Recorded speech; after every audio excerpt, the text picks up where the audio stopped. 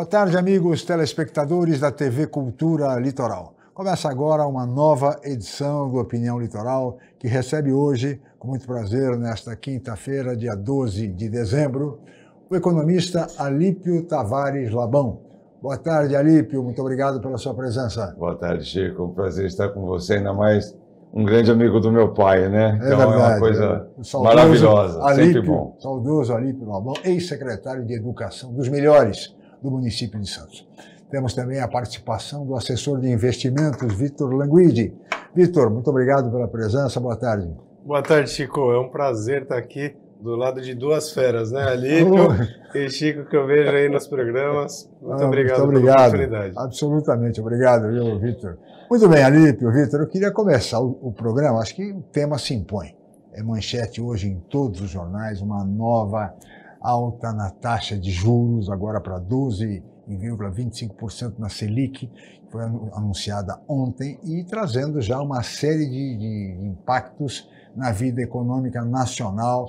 Queria saber de vocês, que são especialistas, como é que o mercado vai reagir a essa nova alta da taxa de juros, começando por você, Alípio. Começando comigo? Bom, então tem o Belo e a Fera, né? É o seguinte, eu queria começar fazendo uma provocação que eu acho importante, né? Todas essas altas de juros têm acontecido, que eu vi o Victor, obviamente, mas muito em função do controle da inflação. Tá. Né? A pergunta que não pode calar, eu já me defini aqui várias vezes como neoliberal, né? Eu sou uma pessoa de centro-direita, não acredito em extremos, mas o neoliberal, ao contrário do que fez meu ex-professor Paulo Guedes no governo anterior, o neoliberal ele sabe a hora que ele não pode ser liberal.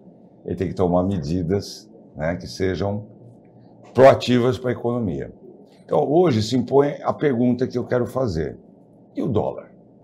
Porque o dólar, na casa que ele está, e o Brasil hoje, ele é basicamente um exportador de commodities agrícolas principalmente, que geram muito menos impostos, recolhimento de impostos, do que a indústria.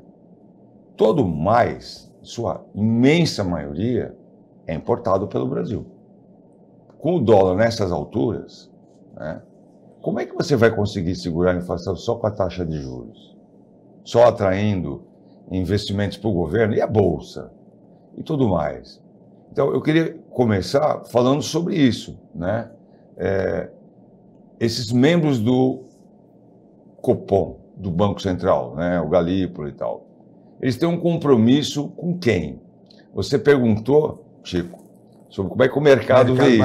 Defina mercado.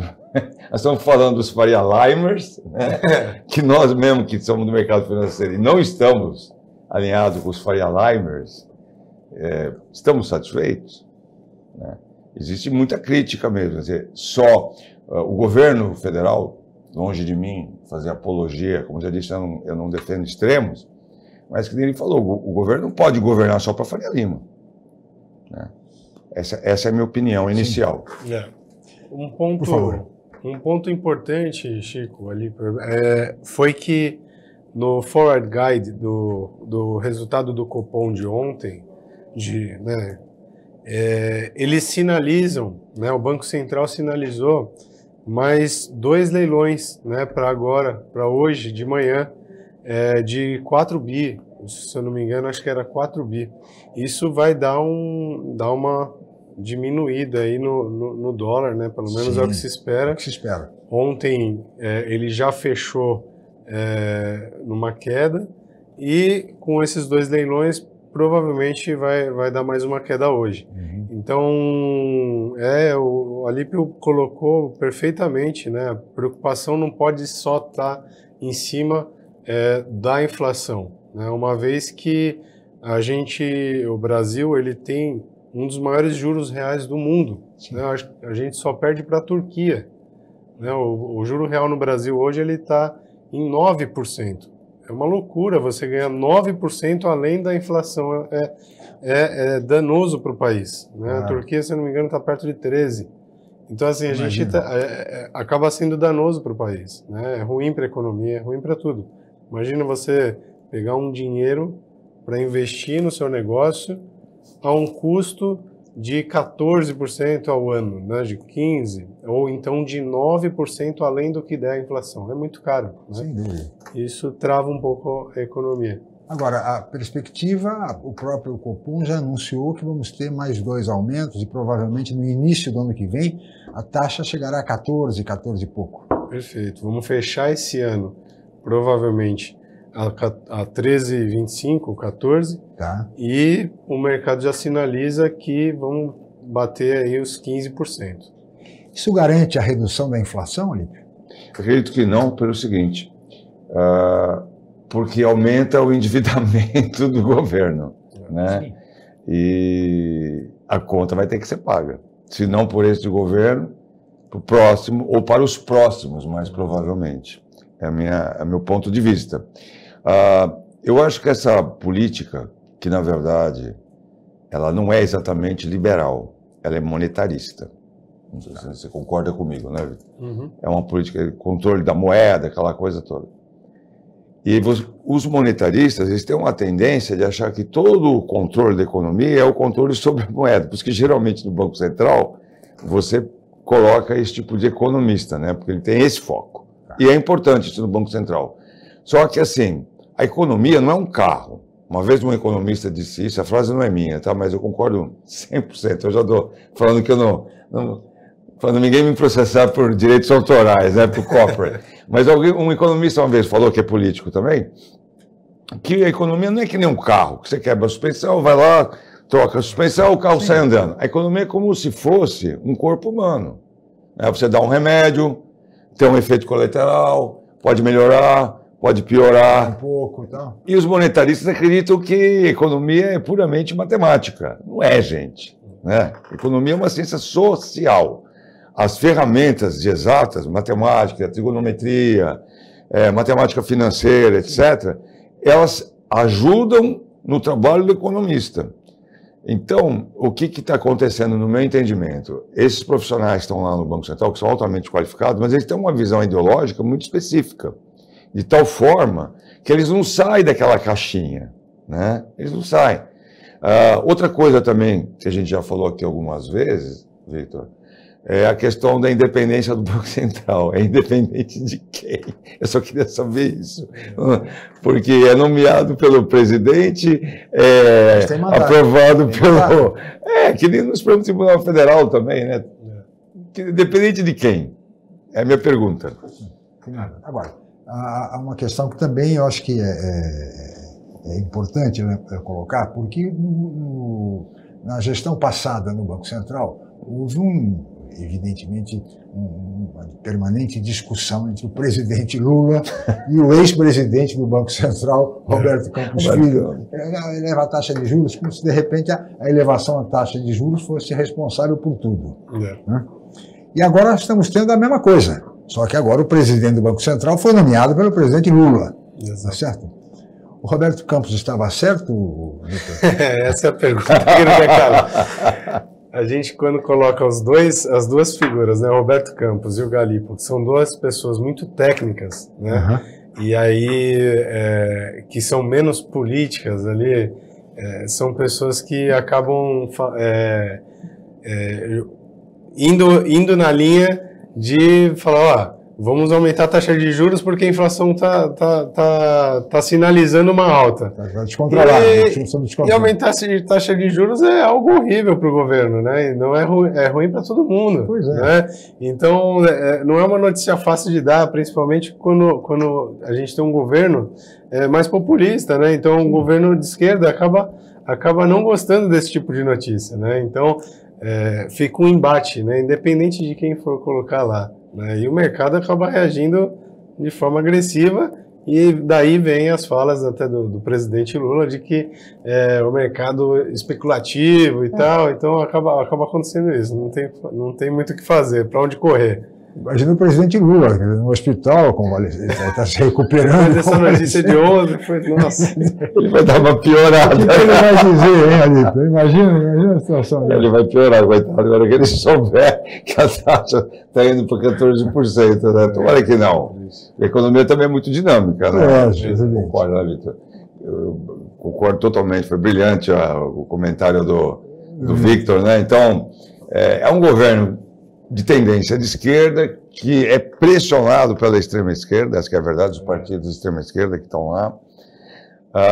Agora também, a economia não vai tão mal assim, né? Como os bolsonaristas, por exemplo, quem tem WhatsApp, como eu, e milhares de contatos, eu tenho mais de 1000 contatos. O que eu recebo de bobagem, não dá para mensurar, né? A economia ela não está nenhuma beleza, também ela não está, o país não está degringolando, né? Os números mostram isso, né? Inclusive, o número de pessoas que saíram da pobreza, desemprego, etc. e tal. Não que o Brasil esteja, vamos dizer assim, vivendo uma democracia social absoluta, né, dos países europeus no final do século XX. Não é isso. Mas que está melhor que antes, está. Não dá para negar. Quanto a números, não há argumentos, né? Os índices todos mostram isso. Eu tenho falado isso aqui nos programas anteriores, Chico, né? Que eu participei com o Roberto e com o Paulo Schiff, né? E eu tenho reiteradas vezes dito isso, né? Como eu digo, não tenho procuração para defender nem a extrema-direita, nem a esquerda. Mas a gente tem que falar o que é verdade, né? Tem muita coisa para ser melhorada, mas houve um grande progresso, né? Nos índices sociais, principalmente. Sim. Mas, de qualquer maneira, nós temos hoje um embate dentro do próprio governo entre aqueles que defendem o equilíbrio fiscal, né, a meta fiscal, e aqueles que defendem as prioridades sociais, dadas as imensas necessidades do país, do ponto de vista social. Então, como lidar com isso? Quer dizer, de que maneira você conter gastos, reduzir despesas e, ao mesmo tempo, se ver diante da realidade social do país? A reforma tributária, né, quando foi iniciado as falas sobre o tema, ela veio para criar uma simplificação da carga tributária no Brasil, que hoje é muito complexa, né? Então, lá no início, foi muito falado sobre a reforma tributária, e está sendo até hoje, por conta dessa simplificação. Só que conforme ela vai andando dentro do Congresso e agora no Senado, ela foi falando, não, faz mais um ajuste aqui, faz mais um ajuste ali, faz mais um ajuste ali, e ela começou a voltar a ser mais complexa. Tá certo. E aí, esse talvez é um tema que desagrade o mundo, né, empresarial e o mercado em si, porque você acaba gastando muito dinheiro com contador, advogado, tributarista para poder fazer as coisas e acaba não destinando para onde deveria investir, que é a geração de emprego e outras coisas. Mas olha, Victor, Alipe, nós vamos falar mais sobre reforma tributária, temos até um VT sobre isso no próximo bloco. Nós vamos para um rápido intervalo, nós voltaremos em seguida.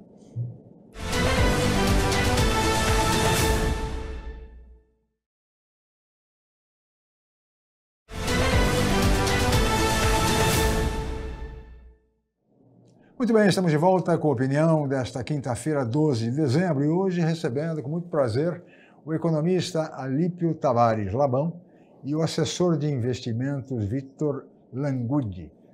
Languidi, né? Languidi, italiano. Italiano, portanto. Languidi. Tá certo, Victor. E agora nós vamos ver um VT a respeito do tema que começamos a abordar rapidamente no final do bloco anterior, que é a questão da reforma tributária. Vamos ver, por favor.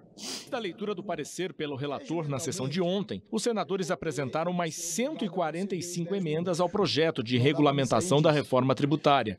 Eu gostaria que Vossa Excelência acatasse, na minha emenda 1644, o item sabão em pó, porque está fora do vosso relatório, e o sabão em pó atinge hoje a baixa renda do Brasil. O relator Eduardo Braga, do MDB do Amazonas, se mostrou incomodado em alguns momentos da sessão. Se o senador quer discutir uma determinada emenda, ele tem que defender o mérito, mas ele tem que me encaminhar a emenda para que eu possa ouvir a consultoria, possa ouvir os representantes do Ministério da Fazenda para a gente tentar encontrar algum entendimento, senão não vai ter entendimento. Já a oposição manifestou preocupação com a possibilidade das mudanças aumentarem a carga tributária. É evidente que cada uma dessas emendas que é aprovada aqui, ou agora na bancada, ou anteriormente, de segunda-feira para cá, tem um impacto no processo arrecadatório. E qual é a nossa preocupação? De que o pilar, ou um dos pilares mais importantes dessa reforma, foi perdido nesse percurso e está sob risco agora. Promessa inicial, 25% do IVA. Teremos o IVA mais alto do planeta. Texto do governo veio com 26,5%. O texto da Câmara sai com 28%. Agora, fala que o texto do Senado tem 28,1%. Eu não sei de onde tiraram esse número. Muito bem, aí está o VT, que é uma síntese do nosso Congresso Nacional. É o sabão em pó, é o cidadão que não sabe apresentar uma emenda, tem que mandar a emenda para que ela possa ser analisada. Ou seja, é um retrato rápido da bagunça que é o Congresso Nacional, tratando de um tema fundamental como a reforma tributária. Na verdade, as pessoas não sabem o que é isso, os deputados não sabem o que é isso, não sabem discutir absolutamente nada. É um horror. Olha, Vitor, é desesperador quando você observa que este é o Congresso que nós temos. Será que essa reforma, diante disso, 140 e tantas emendas, será que essa reforma chega a bom termo? Alípio, Vitor, fiquem à vontade. Vou iniciar aqui falando, mas eu acho que a complexidade que ela vai se criando, isso é o principal fator de preocupação numa reforma tributária. Uma vez que ela foi criada exatamente para ser simples, né? Para simplificar a complexidade que é hoje a nossa malha tributária, né? Então, um dos pontos principais, que é a simplificação, está começando a mudar, né? E isso vai, como um dos deputados falou, isso vai possivelmente aumentando a alíquota, a arrecadação que deveria ser feita, né? E aí a gente volta novamente para o tema do corte de gastos. É mais importante cortar gastos do que aumentar impostos, né? E aí fica sempre aquele jogo para poder trazer mais previsibilidade para o resultado fiscal do país, né? Bom, Alípio, você, por favor. Você já foi no cerne da questão, né? O nível é chão. Por mais que a gente queira, vamos dizer assim, falar diferente, não é possível, né? Não só por causa desse trecho que foi exibido, mas por vários outros, né? O fato de ter 145 emendas em tramitação e tal, pode até ser positivo, afinal de contas a gente vive numa democracia, né? A gente vive numa república, que a gente já está vendo, né, que quando houve o primeiro golpe de Estado nesse país, que ainda era um império, né, uma monarquia, foi um golpe de Estado militar. Em seguida, esse mesmo que deu o golpe, que foi o Marechal Deodoro, sofreu, né, um golpe da Marinha, entrou o vice dele, que é o Floriano Peixoto, e daí não pararam mais. Bom, essa é a nossa república, para quem não sabe. Então nós estamos vendo hoje, tem um outro ponto importante, que são, além das emendas e tal, como o Vitor colocou bem, que a gente tem que diminuir as despesas. Como é que a gente pode diminuir as despesas com o Congresso querendo governar? O Congresso está querendo legislar, ele está querendo governar. Ele pega emendas, né, para distribuir, até um deputado falou que agora é cláusula pátria, que não tem como abrir mão disso, né? E quem se deu bem foi o Kassab na última eleição para prefeito, né, porque ele estava com esse orçamento na mão deles. Como é que um governo, seja de extrema esquerda, de extrema direita, de centro, É uma pergunta não é 1 milhão, é de 1 bilhão de dólares. Como é que você consegue administrar um orçamento, né, com o Congresso fazendo essas loucuras? Isso em primeiro lugar. Então, quando a questão do sabão em pó que foi colocado, talvez até seja relevante, mas como disse lá o presidente da comissão, você tem que conseguir o rito. Quer dizer, tem que encaminhar a emenda porque ela pode ser analisada. É uma coisa óbvia. É uma coisa óbvia, né? Eu imagino que, como esse exemplo, deve ter outros. Imagino pelo nível do Congresso que nós estamos falando. A oposição, eu tenho que falar aqui agora que eu concordo com o que falou lá o deputado opositor, né? De que vai aumentar a preocupação de aumentar a carga tributária, que já está entre 25% e 28% esse novo projeto. Gente, vamos imaginar que seja 25%. 25%. Né?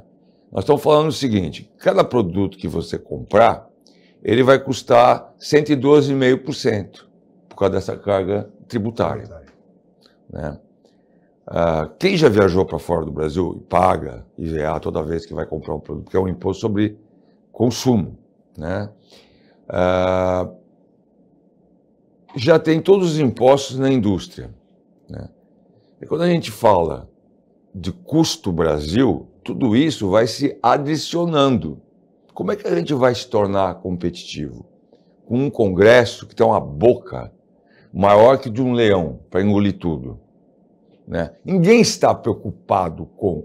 ninguém é uma hipérbole da minha parte, mas assim, a grande maioria não está preocupado com o país. Está preocupado com se ele reeleger, com o seu cabo eleitoral. Suas conveniências pessoais. Particulares, e vai por aí. Não dá.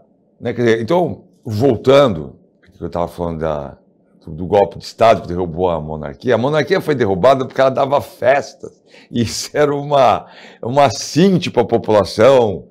Quando a gente vê hoje, mais de 100 anos depois, né? Quase 100 anos, quase 200 anos depois que a monarquia caiu, a gente vê um monte de rei no Brasil. Né? É o rei do Senado, é o rei do Legislativo, é o rei da Câmara dos Deputados, né? São os reis que estão nas Forças Armadas, que também não abrem mão dos seus privilégios, como eu tive que abrir no governo anterior, né, para minha aposentadoria, que não abrangeu os militares. Só vai abranger daqui a 30 anos. 30 anos eu vou estar com 90 e tantos anos. Tomara que eu esteja lúcido para lembrar se vai ser feito ou não. Então, assim, é muito complicado. Essa reforma tributária, que tem um ótimo sentido de ter sido iniciado, ela está se perdendo. Né? Porque realmente, se for 25%, já é um absurdo. É o que parece, não, Vitor? Porque roda, anda, passa ano, sai ano, continua no mesmo. E quanto mais passa, parece que vai se desidratando, não, mas vai ficando cada vez mais complexo. Mais difícil, né? Mais difícil de se... Porque os municípios, inclusive, trazendo um pouco a discussão para cá, os municípios, de um modo geral, no início tinham muita preocupação com perda de receita. Santos, particularmente. Depois parece que isso de alguma maneira se esclareceu e parece que não haverá uma perda de receita significativa. Mas outros municípios, especialmente aqueles mais pobres, esses enfrentarão dificuldades, não, Vitor? Com certeza. Não só os municípios, como os mais pobres, né? Definitivamente acabam sendo mais prejudicados quando acontece uma coisa como essa. A gente fala de aumento no imposto, o empresário ele vai ter que repassar isso de alguma forma no preço dos produtos, né? E quem não tem condição de adquirir um produto no nível que está hoje, amanhã, com uma carga tributária ou mais complexa ou mais alta, acabam onerando mais ainda essa pessoa que não tem condição hoje de comprar esses produtos. Então, não só os municípios mais pobres, mas os mais pobres, efetivamente, as pessoas mais pobres acabam e afetando sofrendo. Os municípios, que muitas vezes são exatamente os municípios que viabilizam condições mínimas para a população, na área da saúde, na área da educação, enfim, até mesmo em termos de alimentação, sustento das pessoas. Os municípios mais pobres vai agravar ainda mais a situação daqueles que já são mais pobres. Exato. Ou seja, a reforma tributária vinha exatamente com o objetivo de simplificar, de facilitar, de favorecer, e não é isso que nós estamos vendo. Vai acontecer a velha política do chapéu na mão, né? Para você poder obter recurso, tem que ir lá, vinculação política, dependência política que havia no passado, lamentavelmente. A reforma tributária, ela é importantíssima. Claro, sem ela dúvida. deve acontecer, ela tem que acontecer de alguma forma. Até porque ela traz mais previsibilidade também. Sim. Né? Uma vez que, enquanto ela fica em tramitação, é tudo muito imprevisível e isso acaba causando especulação. Né? Então o mercado fica nervoso, né? E isso não é interessante para ninguém. Então a previsibilidade que ela vai trazer é um tema importante. É o que se espera. O que se espera é que essa questão avance agora no próximo ano, quer dizer, na segunda fase do mandato do presidente Lula. Vamos para mais um rápido intervalo, voltaremos em seguida e no próximo bloco nós vamos falar sobre o pacote do corte de gastos. Voltamos já.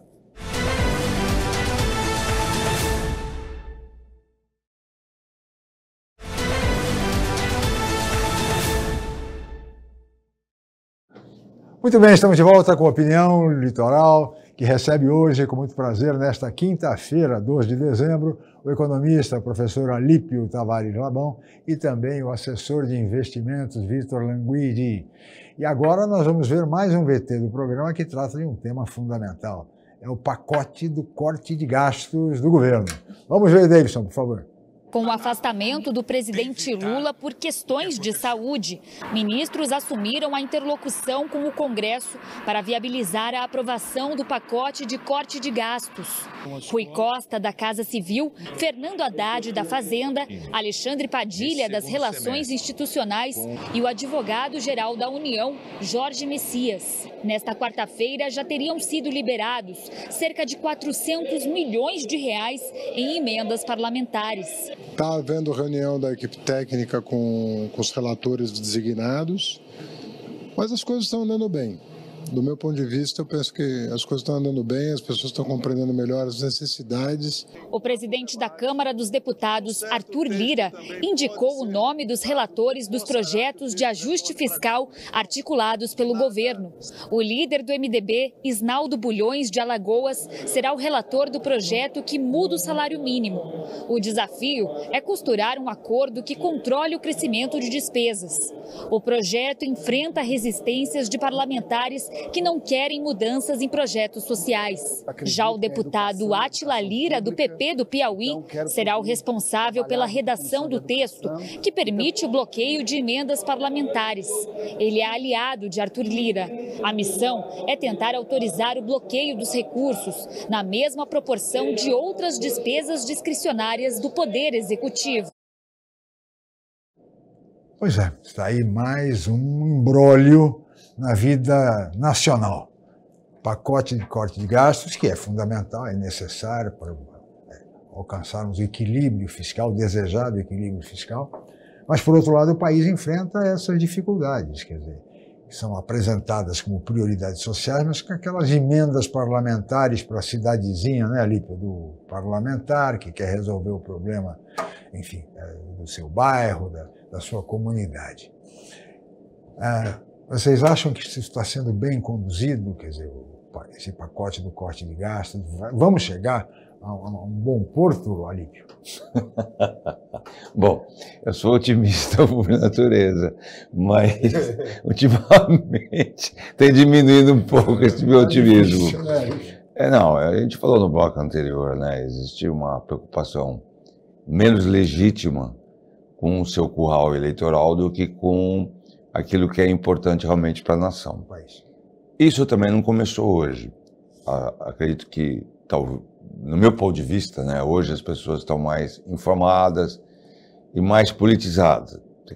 Esse é o lado bom. O lado ruim é que elas estão mais politizadas ideologicamente, no sentido assim, eu tenho uma ideologia, eu não aceito nenhuma outra. Isso é ruim. Né? Numa democracia a gente tem que saber conviver com os diferentes. Ainda mais hoje que a gente parte para uma sociedade mais sustentável, que todos têm direito, que nem nós, né, Chico?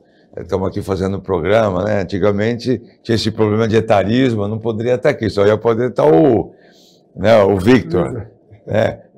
Para as mulheres, para todos os tipos de raça, credo. Então, existe um progresso nesse sentido. Porém, quando a gente ouve lá que o deputado da oposição é contra melhorias de benefícios salariais e tal, isso me preocupa. É claro que isso não pode se dar de uma maneira assim abrupta, né? De uma hora para outra, o salário mínimo é X, passa a ser 3X. Isso não tem como, né? É mentir para a população falar isso. Mas assim, a longo prazo, até longínquo prazo, não vislumbrar isso num país que tem um salário médio muito mais baixo que o da Argentina, por exemplo. Não vamos pensar em Estados Unidos, Europa, vamos falar da Argentina, quebrada, né? A renda per capita da Argentina é maior que a nossa. É um absurdo. Com 160 e pouco de inflação, né? Uma barbaridade. Então, assim, e é um país que tem uma concentração de renda também bárbara, né? Não se iluda. Eu lembro, as primeiras vezes que eu fui para a Argentina, eu fui várias vezes a trabalho, e a primeira vez que eu fui, você chegava em Buenos Aires, e as pessoas falam, não, aqui é como se estivesse na Europa. Mentira, é como se estivesse em Mônaco, né?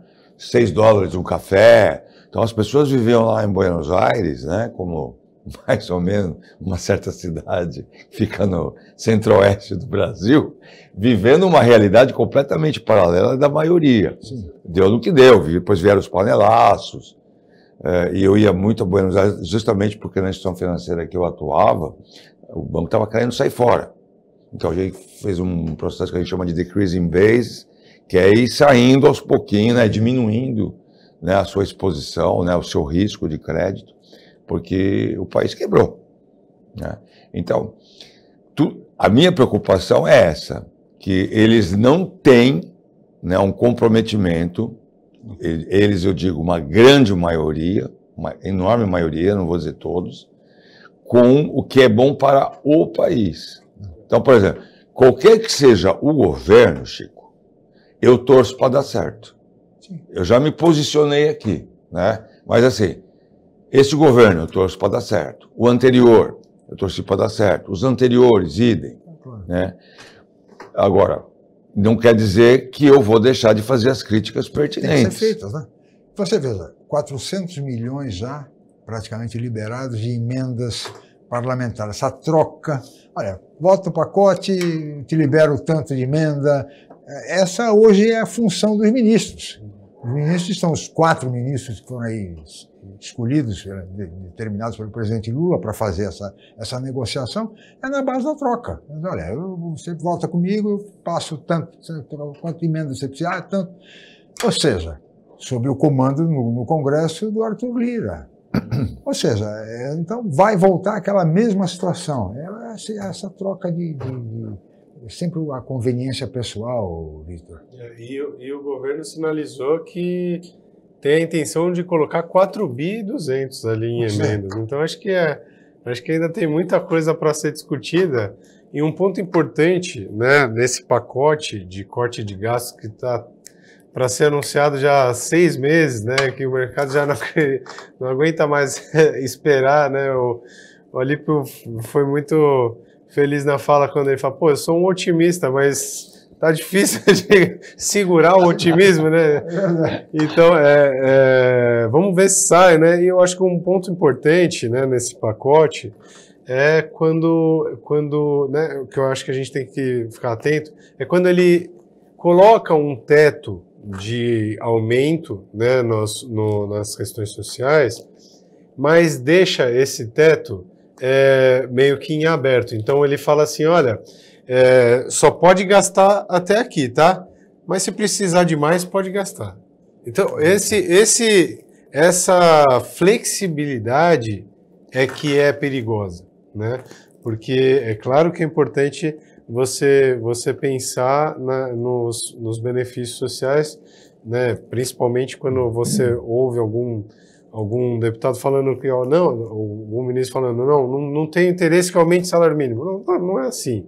Mas você tem que ter algumas regras que permitam que isso não onere a União e também não onere os beneficiários desse tipo de benefício. Então, eu acho que não pode ficar solto, né? Tipo, ó, pode aumentar só até aqui, mas se precisar de mais, aumenta um pouco. Pô, então fica mais difícil, né, quando acontece isso. Sem dúvida nenhuma. Aliás, a gente observa no vídeo, nas entrevistas concedidas pelo ministro Fernando Haddad ali, que o otimismo dele também está mais ou menos como o seu, viu?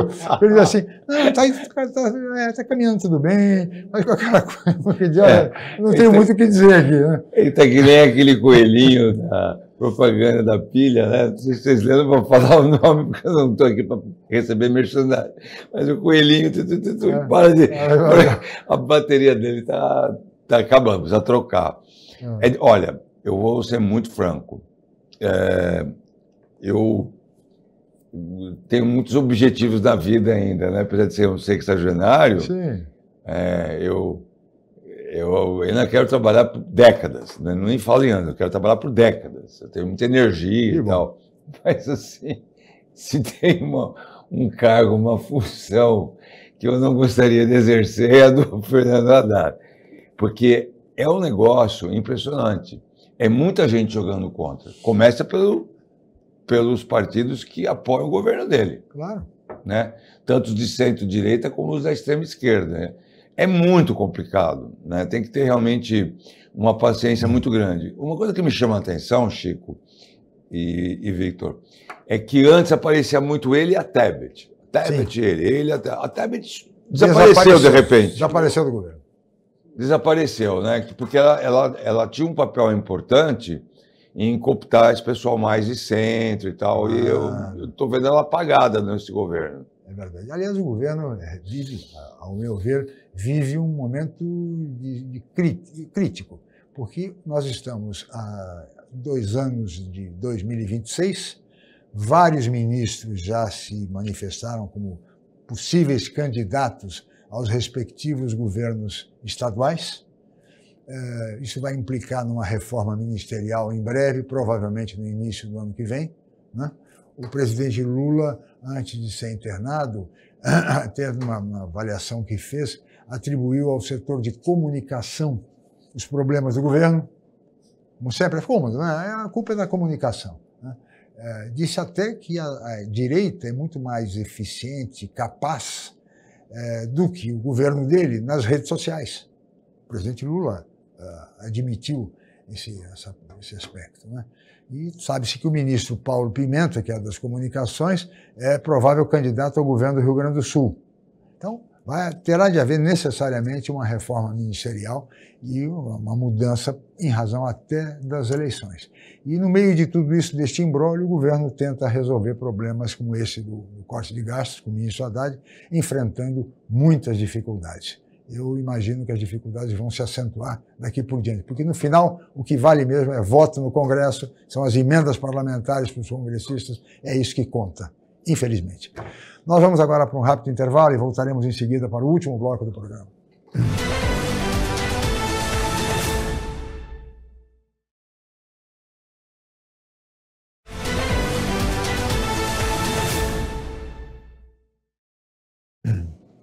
Muito bem, estamos de volta com opinião e agora vamos para o último bloco do programa de hoje, desta quinta-feira, 12 de dezembro, e que recebe com muito prazer o professor economista Alípio Tavares Labão e o assessor de investimentos Victor Languidi.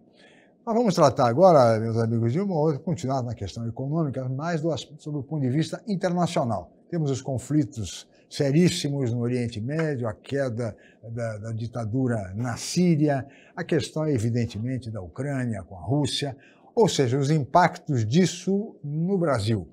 Como é que vocês avaliam essa situação, essa questão do impacto dos conflitos internacionais no Brasil e na economia brasileira, Alípio?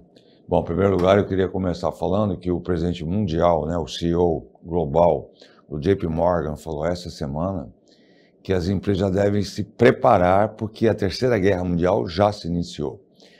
Eu tenho acompanhado bem a miúde esses podcasts, programas, principalmente no YouTube, mas não só, né, jornalismo escrito, falado, vídeo transmitido, que uma série de conflitos já estão em andamento. Existem aproximadamente 100 guerras em curso no mundo hoje. 100. São 10. E os interesses das superpotências é muito grande, né? Então, a guerra da Ucrânia não é a guerra da Ucrânia, né? O Trump veio com aquela promessa que terminaria a guerra em 24 horas. É óbvio que não vai conseguir isso. A única coisa que ele é um aliado de Putin, o Putin é um aliado dele, né? E ele quer beneficiar o Putin, ele não quer terminar a guerra. Isso para mim é muito claro. E tem todos os interesses da Europa. O Biden, que está de saída do governo, que tomou uma medida antes, até só fazendo um parêntese, imperdoável, que foi proteger o filho. A gente criticou aqui no Brasil quem fez isso com o filho, o caso do Lula, o caso do Bolsonaro, né? O Biden fez igualzinho, né? Ou seja, a lei é para todos, mas não para minha família, certo? Então, existe a questão mais crucial ainda que a guerra que está na Ucrânia hoje, que é em Taiwan, que a China quer controlar todo o mar da China, que ela considera que aquele mar é dela, e por isso que a Taiwan, que ela também considera ser dela, né, passe a ser o subjugo de governo, vamos colocar assim. Mas isso fere os interesses de navegação da Austrália, do Japão, das Filipinas. E já existe uma enormidade de conflitos entre guardas costeiras das Filipinas, principalmente, porque vamos dizer assim, é a parte mais fraca lá do pedaço, e a China, que tem navios de guarda costeira que são gigantes, verdadeiros navios de guerra. Dito isso, transpondo para a Síria, né, que era apoiada principalmente pelo Irã. E principalmente pela Rússia, que a Rússia tem duas bases lá, uma naval e uma aeronáutica, né? E tudo indica, eu estava vendo ontem, em alguns programas, de que a Ucrânia participou da ajuda aos rebeldes na Síria para depor Bashar al-Assad, né? Então, a gente está vendo, a gente estava falando nos blocos anteriores sobre as taxas de juros no Brasil, etc., esse endividamento. A gente tem que começar a pensar também no cenário global, porque uma guerra nessas proporções, vamos admitir que, tomara Deus, né, jamais alguém aperte o botãozinho vermelho com armamentos nucleares, mas só pensando em guerras de confronto militares convencionais, já é uma catástrofe econômica, né? Lembrando que a Ucrânia era um dos maiores fornecedores de commodities agrícolas do mundo. Isso pode ser bom para o Brasil? Pode, por um lado. Por outro, vamos pensar nos produtos industrializados. Então, tudo isso vai ter um efeito. E outra coisa que eu queria falar, se você me permitir, Chico, que eu me estendi um pouco, Vitor, né? Eu não puxo, como a gente fala na gíria, eu não puxo sardinha para nenhum lado. Vocês devem ter visto ali que meu sobrenome é Labão, né? Vovô, quando veio dos Açores para o Brasil, né, trouxe esse sobrenome. E eu falo tanto para meus amigos árabes, que é o doutor Roberto, que vem aqui, meus amigos judeus. Eu tenho muitos amigos, todas as colônias, judeus e árabes, muitos também, da mesma forma. E eu falo o seguinte: todos me respeitem, porque o meu sobrenome é Labão. É antes da criação do Estado de Israel e, portanto, é antes da criação da religião muçulmana. Veio antes de vocês. O único problema é que quem leu a Bíblia sabe que o Labão foi um dos maiores picaretas da história do Antigo Testamento. Mas, brincadeira à parte, eu tenho amor ao próximo, que nem o judaísmo. Eu não sou judeu, né? Eu sou cristão. Mas, por exemplo, eu gosto muito do judaísmo messiânico, que é o judaísmo. Tem poucos adeptos, mas acredita que Jesus realmente foi o Messias. E gosto principalmente do judaísmo, que eles chamam humanitário, né? Que preza esse convívio. Eu acabei de voltar do Egito, eu vou encerrar minha fala aqui, e eu tenho um grande amigo que nasceu em Jerusalém, porque os pais fugiram do Egito no começo dos anos 60, e migraram primeiramente para a França, depois para Israel, porque foram perseguidos pelo governo egípcio naquela oportunidade. Hoje, o Egito é um exemplo. Eu estive lá e vi, convive pacificamente a maioria árabe, que é a maioria esmagadora, a árabe muçulmana, né, árabe cristã e os judeus, hoje, né? Então, eu acho que é um exemplo para a humanidade. Não justificar guerras por questões religiosas, que, na verdade, nenhuma guerra inicia por questões religiosas. Elas se iniciam por questões econômicas, políticas e de poder. Territoriais também, né? Vitor, diante desse cenário internacional de conflitos e tal, e a posse de Donald Trump nos Estados Unidos, o que pode mudar, o que pode agravar, enfim, o que pode acontecer a partir daí? Muita gente fala que o Trump tem uma charge, né, acho que era o Xi Jinping falando assim, olha, não faz isso que senão eu vou fazer aquilo. E o Biden assim, tá bom, não faz isso senão eu vou fazer aquilo, Xi Jinping. Aí o Biden, tá bom. Aí é o contrário, né? Embaixo quando tá o Trump aqui, Xi Jinping aqui, ele fala, ó, se você fizer aquilo já... Aí ele fala, não, mas calma, eu não falei que ia fazer. Né? Então, a gente tem uma charge que fala assim, né? Mais ou menos isso. É mais ou menos isso. Então, assim, o Trump ele tem realmente uma posição ali um pouco mais austera do que o Biden, né? Mais firme, né? Mais firme. Então isso... Chega a amedrontar os os parceiros aí, os players? Não posso falar por eles, né? Mas eu acho que um pouco, pelo menos, tem ali um dedo dele ali. De repente ele aperta o botão, como ele falou, né? Trump, você me permite, Vitor? Claro. O Trump é um mercador, né?